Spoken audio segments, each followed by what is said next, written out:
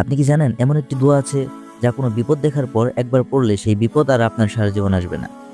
চলুন সরাসরি আমরা হাদিস থেকে জেনে আসি। ওমর ইবনুল খাত্তাব রাদিয়াল্লাহু তাআলা আনহু ও আবু হুরায়রা রাদিয়াল্লাহু তাআলা আনহু বলেন, নবী করিম সাল্লাল্লাহু আলাইহি ওয়াসাল্লাম বলেছেন, যে ব্যক্তি কোনো বিপদগ্রস্ত ব্যক্তিকে দেখে উক্ত দোয়া পাঠ করবে তার প্রতি ওই বিপদ কখনো পৌঁছাবে না, সে যেখানেই থাকুক না কেন। সুবহানাল্লাহ। প্রিয় ভাই বোনেরা, আমরা যখন রাস্তায় হাঁটি, বাজারে যাই বা হাসপাতালে, জেলখানায় কিংবা কোনো মানসিক রোগীর পাশ দিয়ে যাই, তখন অনেক দুঃখ দুর্দশা দেখলেও আমরা অনেক সময় কিছুই বলি না, অথচ আমরা এই দোয়াটি পড়লে আমাদের আর ওই বিপদ আসবে না। চলুন এবার দোয়াটি জেনে নেওয়া যাক। আলহামদুলিল্লাহিল্লাযী আফানি মিম্মা ইবতালাকা বিহি ওয়া ফাদ্দালানি আলা কাসীরিম মিম্মান খালাকা তাবদীলা।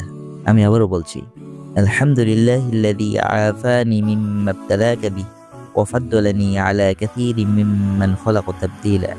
দোয়াটি মুখস্থ করার জন্য ভিডিওটি সংরক্ষণ করে রাখুন এবং এ ধরনের নিত্য নতুন ভিডিও পেতে চ্যানেলটি সাবস্ক্রাইব করুন।